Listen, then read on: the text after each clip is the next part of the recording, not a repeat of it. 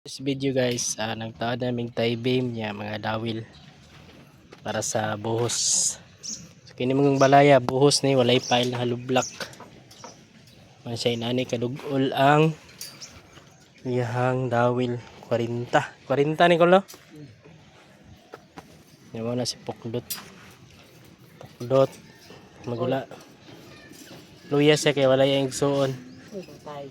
Kang kulo pa igupit to.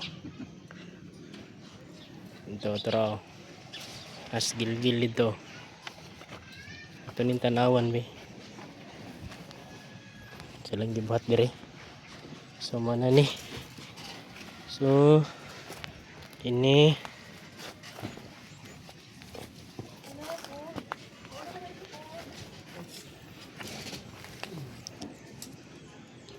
so laos na dito ay siguro ni ugma makabuhos-buhos na ni ugma. Nah, dali aning balaya mahuman kay buhos man ni siya. Walay pile halublak buhos tanan. Naka-take advantage sa ning buhos kay tipid.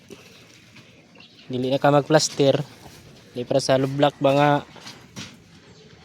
musiting pa ka, mabuhos pa ka sa bangag, mo plaster pa ka. Kini kay pagbuhos nimo tanggal na, human na. Nasangit ka na luoy. Mga semana ni wala na kabusan ni gul. Ay sa abo sa pool. Yeah. Ang dako-dako na magbusanan kanang retaining wool dia oh. Yeah. Kay size kabaga ang buhos.